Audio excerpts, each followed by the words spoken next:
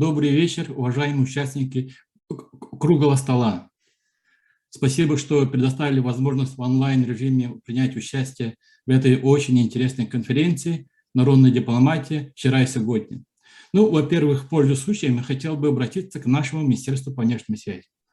Уважаемые сотрудники Министерства по внешним связям и делам народов Республики Саха-Якутия, мы, якутяне, проживающие за рубежом, благодарны вам за вашу реальную поддержку и ваше искреннее желание наладить прямые связи с нами.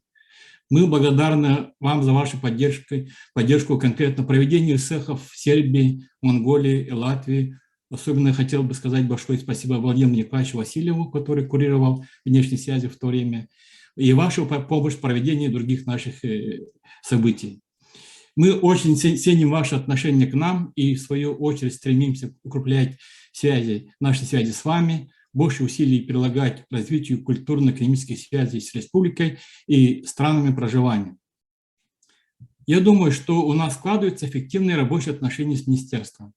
У нас прямой выход на Гаврила Витальевича, на ключевых работников министерства. Мы на постоянной связи с Айстариной Гавриловной Никифоровой, с руководителем отдела внешних связей.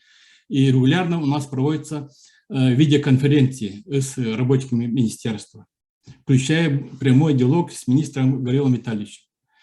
Уважаемые сотрудники Министерства внешних связей и все ветераны Министерства внешних связей, в этот знаменательный день от имени общественной организации «Саха-Диаспора», Совета «Саха-Диаспора», примите наши искренние поздравления с важной вехой, с 30-летием со дня образования Министерства по внешним связям Республики. Желаем вам успеха в вашей деятельности, во благо процветания нашей родной республики, доброго здоровья и благополучия. В рамках темы развития народной дипломатии я хотел бы сказать несколько слов о международной Саха-диаспоре. Как вы знаете, за последние 10-15 лет количество земляков, работающих и обучающихся за границей, увеличивается. Сейчас якутяне живут на всех континентах нашей планеты. Наши земляки работают в различных сферах экономики. У нас есть программисты, финансисты, инженера, врачи, медики и другие специалисты. Наша молодежь получает образование в лучших учебных заведениях мира. В странах проживания укрепляются уже существующие саха-диаспоры или начинают формироваться новые землячества. Конечно, по странам ситуация складывается по-разному, в зависимости от количества и активности земляков.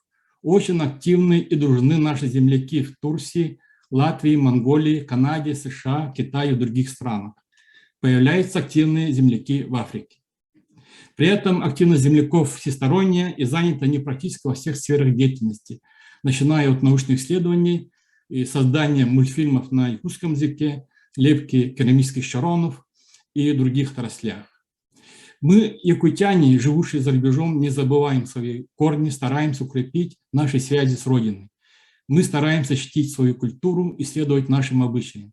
Например, в Канаде до ковида цех проводился в 3 основных городах Канады – в Торонто, Калгари, Ванкувере.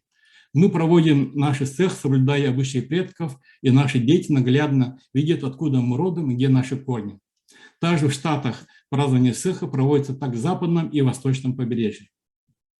В прошлом году, в 2021 году, энтузиасты, земляки, проживающие в разных странах, начали формирование международной Саха-диаспоры. При этом весь процесс происходит в онлайн-режиме, через Zoom-конференции и переписку в WhatsApp. Есть определенные неудобства, в том числе и связанные с разницей часовых поясов. Например, сейчас у вас пол-8 вечера, а у меня в Торонто 4:30 утра. Так что у меня, возможно, немножко усталый вид.